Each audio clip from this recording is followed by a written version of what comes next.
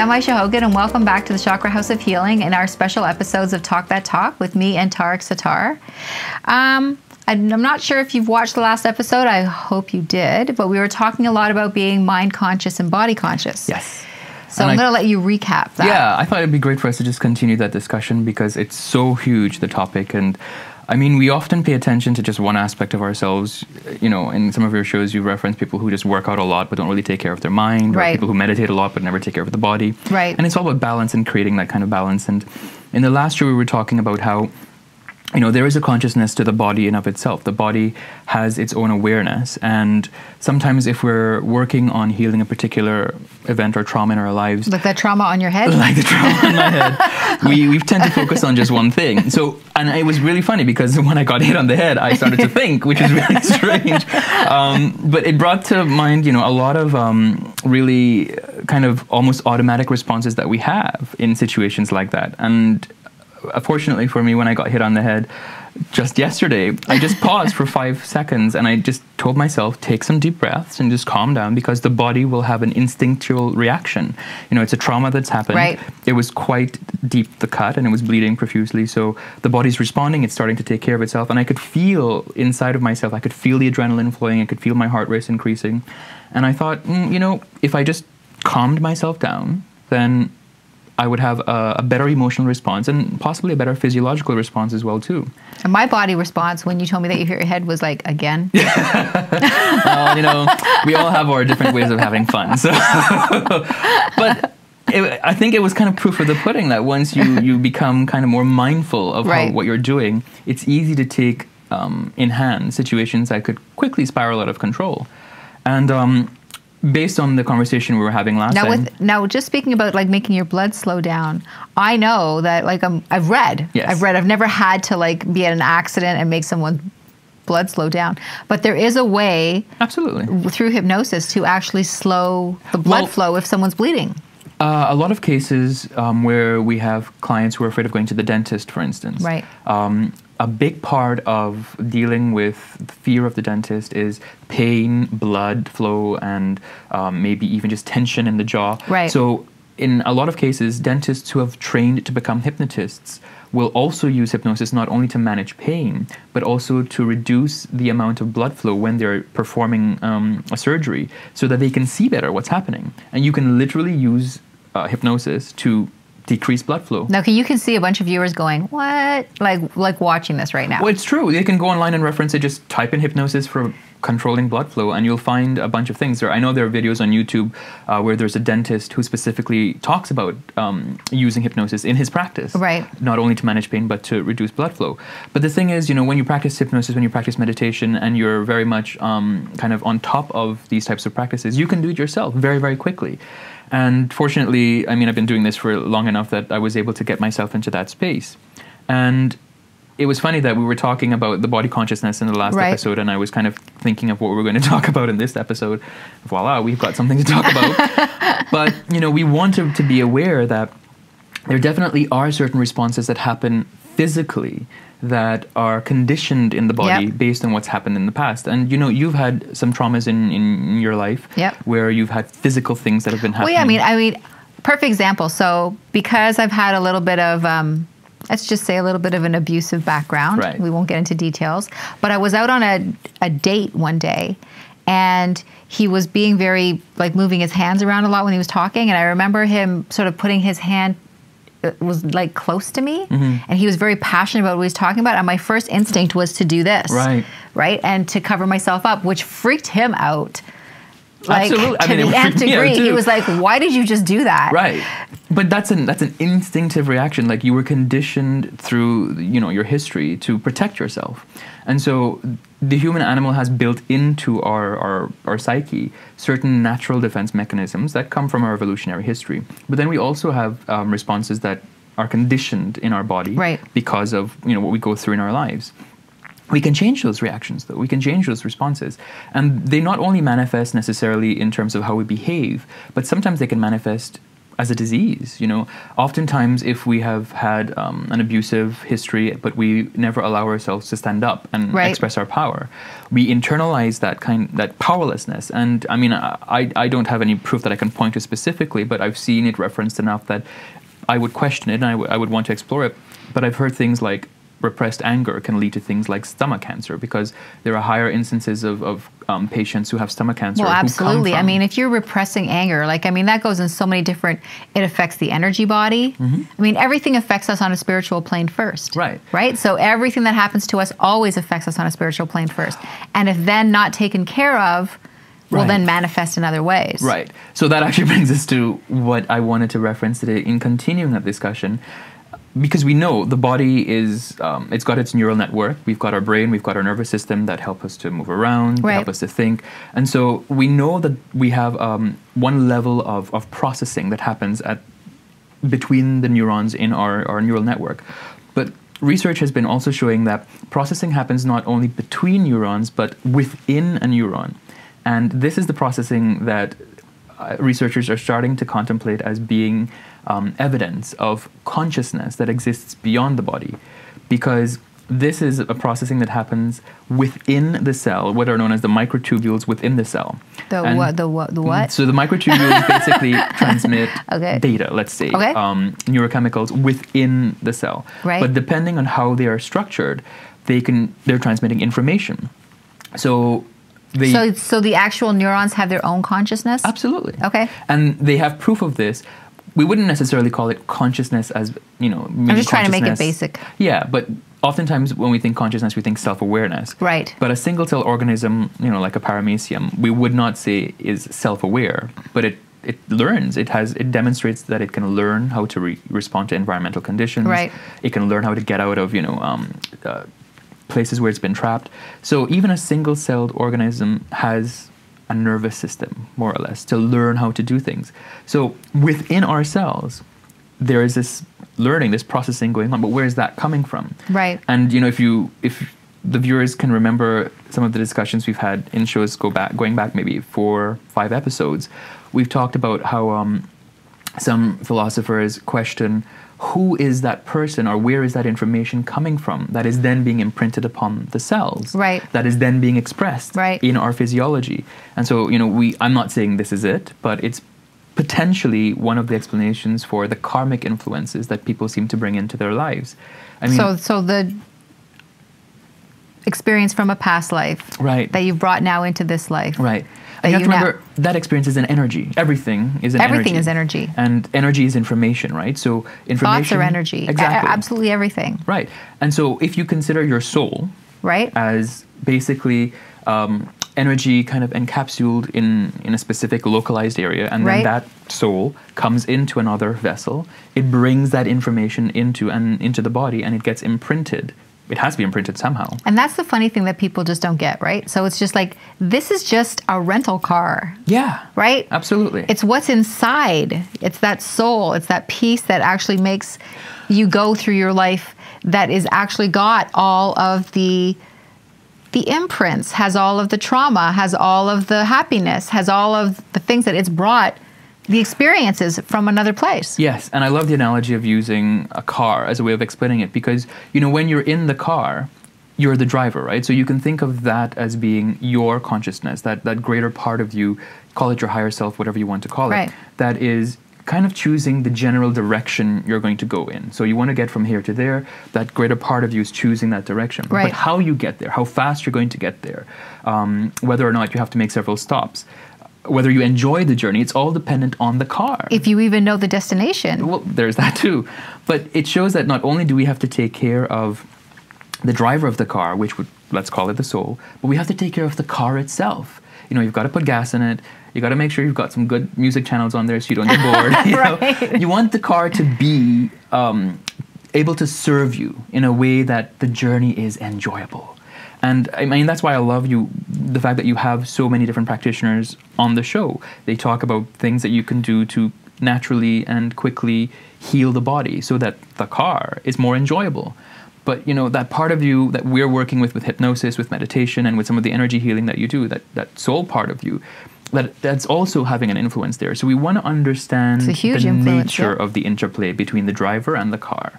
And I think people need to also understand that there is an energy body, Oh, absolutely. right? We're going to talk about the energy body when we come back from the Zen break. After the Zen break.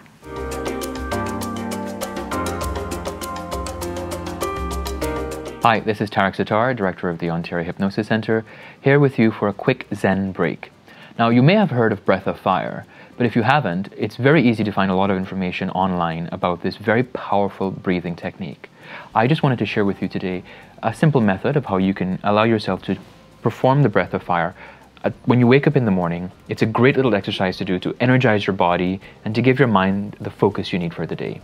It might be helpful to simply place your feet firmly on the ground, place your hands right on your solar plexus region, and the Breath of Fire is all about very quick but powerful short exhalations. So you take a deep breath in and you exhale.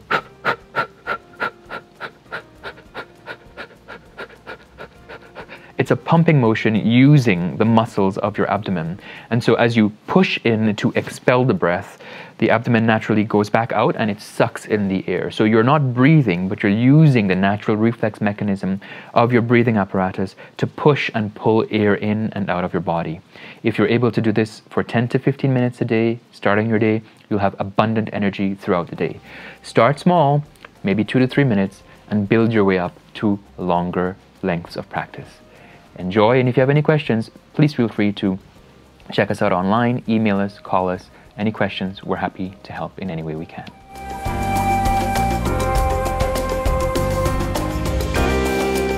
Hi, welcome back. So we left talking about the energy body. Yes. So what I try and keep it really basic for my clients all the time, and it's just like your chakras, right. You know, those energy vortexes, those wheels. And really, if you don't know what a chakra is, you really need to do some reading because it's really important. And those chakras are like your organs. You know, the aura is like your skin. And we have these lines of energy that go around our whole body, which is called meridians, Right. which is equivalent to our veins. So we have our energy body. Right. Right. And I believe there's actually a neck. I can't remember. There's even another piece that would actually maybe even come up to your neurons. Oh, I'm sure. And I mean, you know that each of the chakras correspond to a specific organ in the body. And glands, yep. So we know that the energy body manifests into the physical body because, you know, if let's say you have your third eye is corresponding to your pineal gland, then we know that you can affect the third eye by working with the pineal or vice versa. And so there is an interplay. And again, if we figure out what that is, we will be better able to adjust either the energy body or the physical body. And I don't think people understand how important it is. I've been telling people, like, you know those shows that we watch and it's about those hoarders? Yeah. And it's like you walk in and they got all this crap in their house and it's like so much stuff that to the point where it's become unhealthy, unproductive, they can't live their lives. Now, if you were to take that same image and print it on you and say that throughout our lives, we just, through our experiences, through, you know, people that we come in contact with, things that happen to us, traumas, or even just bad, it doesn't have to be traumatic, just simple bad experiences, stress, tension, whatever. Life. We have built up these like piles of energy blocks. Right. And if we don't release them, we are now the hoarder. Exactly. And so finding ways to help you release that would be to your advantage. Now, in many cases, we can point to where the clutter is coming from, and in some cases, we can't. A good example is a client I just started seeing, a professional figure skater who is working on a challenge that there's a particular technique that he cannot do. He cannot even imagine himself doing it. And for me, that's strange because you close your eyes and you imagine yourself doing it. What's hard about that? But he said the moment he tries to do that, there's this fear that comes. And I thought, okay, well, did you fall? Nope. Did you hurt yourself? Nope. I went through the list of questions to find out, did you have an experience in this life that could have caused this? Nothing. He just knows the moment he loves skating. That's why he does it professionally. He's really good at it. But this thing, the fear is there, and we have no idea where it's coming from. Now, we didn't get into a discussion about energy body and chakras and all that, but I keep that in the back of my mind while I'm having a discussion with him in language that he can understand. And it seems as though this fear is coming from something meta, something beyond that we can point to. Right, so past life. And so all I'm doing, because we haven't gotten to the past life discussion yet, we've only had one session, and all I did was just have him kind of imagine himself as being a consciousness that is beyond fear, and that his body in this experience, for whatever reason, has created an energy of fear. But he can bring that higher level awareness into the body and begin to slowly dissipate it. So just a simple visualization where I had him kind of focus on doing that while I then described this very technical thing that I had him write out for me. So while he was seeing the energy changing, he was also hearing me talking about the technical aspects of this particular move. Exactly. Okay. Now, he sent me a reply, and I'm seeing him again for the second session later this week. But he said he's still not able to do it, but the fear is significantly less. Mm-hmm. He is not thinking on the ice as much as he used to. So he's able to observe a noticeable difference almost instantly, one day after we've done a quick process. So one of the things I want viewers to be aware of is we can make things happen. Well, we can't make things happen, but as a collective, we can change ourselves and create things in our lives. We can make things happen for ourselves relatively quickly. But if we're expecting it to happen, we close our eyes and take a deep breath and suddenly we're fixed, then I think we're kind of kidding ourselves. We want to acknowledge that it takes time. It takes time. And, I know that there's a lot of hypnotists that work out there that work things in one session. I have a hard time with that. Yeah. I'm not saying that it can't be done. I'm not going to, everything's possible. Absolutely. I just really have difficulty with that because I feel like we're putting a Band-Aid on it because we're not doing the support work. We're not building the foundation for that to happen. And I fully agree. If a client comes in, I want them to leave that first session with some sense of something is happening. Right. So I'll do the work, from that point of view that we want to see some observable difference, something. Right. But then I also want clients to acknowledge that there's no way we can know everything that's going on. I mean, even if I spend the whole day with you, it's your whole life that could be leading up to this. Right. So I want to understand the nature of your consciousness, right? What's happening? Is this something that happened to you in your life and we can deal with it on that level? So that would be the neural system. I would use NLP. I would use hypnosis to kind of focus on that specifically. In this case, it was something that was coming from, who knows? We couldn't point to it. So I still used hypnosis. And because people edit themselves too. Like when absolutely. they come in, like they don't even know, first of all, they don't know you. Right. There's the rapport is not there. So they're telling you part of a story. Right. In this case, English is also not the first language. And so there was a language barrier. Okay, right. But even in that case. You speak great. I understand everything you're saying. Most of the time, you understand. Except when the words are small. But even in this case, by just having him go through that, right, we're bringing that kind of neural code into the interplay with this visualization that I'm crafting based on, consciousness in general. Right. And by kind of bridging that divide, you can begin to see things happening a lot more quickly. Now, we know that when we have clients who we work with consistently over a period of time, we build a great rapport with them. Right. And then you're able to do all kinds of work with them at that point. And that rapport is what enables that to happen. So I think one of the most important things we want viewers to get out of this is take the time to make sure that you build a good relationship with the person. Don't look for a quick fix. I think it's a quicker fix than other options. Yes. There's other options out there where people can go and talk about things forever and a day, and maybe they're going to get some help out of it, and maybe they're not. I don't know. And then there's options that, like the work that you and I do, right, where it's not going to be tomorrow, but it's certainly not going to be, you could think years of it this and way. years down the road either. It is a quick fix. It's just not tomorrow. Right. But I mean, you can think of it this way. There's the quick fix versus the permanent result. Right. And how I want to work with clients is to produce that result of the quick fix, but acknowledging that this is just one step. Right. That the permanent result will come after we've had more time to create that rapport, to create that relationship that would allow us to communicate at that level of consciousness where we really synchronize with each other. And I spent a lot of time, as I know you do, in getting myself into that space where just being with a client, I want to radiate an energy that is one of calm, of peace, of healing. And even just being in the same room with someone who's like that is healing. We know that's true. And the fact that there's no failure. Right. There is no failure. Like, nobody can absolutely do anything wrong. There's always something to gain from, even the most difficult. And that's a big thing, though. People are always afraid, what if I say the wrong thing, or I'm doing this wrong, or am I doing this right? Like, you get people into that deep focused awareness, that state, and they're like, and that's another thing. How can you do the work if they're not even comfortable about the state that they're in? Is this right? Right. Usually it's like, I didn't know if this was how I was supposed to be feeling. And, it's just they need to have that confidence, right? But that brings us back to what we had said in the last episode as well.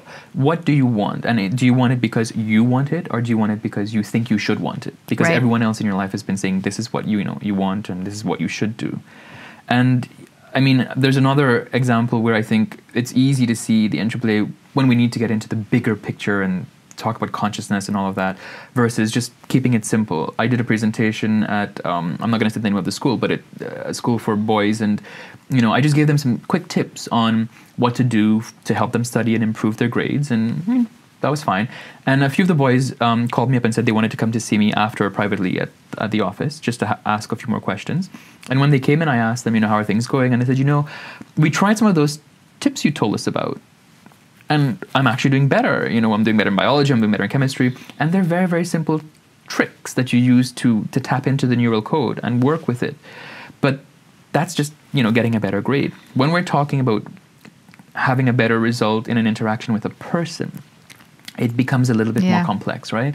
So I think it's important to have as many tools available to you as possible, from proper nutrition, having all the right vitamins and minerals in your body, perhaps getting a massage just to release the tension in your body so that you can open up those energy channels and let things flow more easily, and just meditating for 5 minutes. Yep.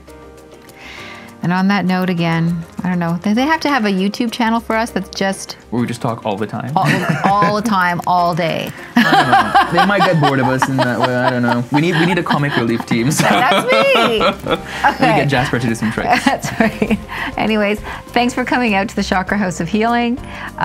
Don't forget to subscribe to our channel. You can see us on YouTube, on Health Local, and of course on the Big Book of Beauty. Send in your comments, send in your questions. If you want to see a show, if you have an idea for a show, please let me know. I would love to hear from you. Thanks a lot. See you soon.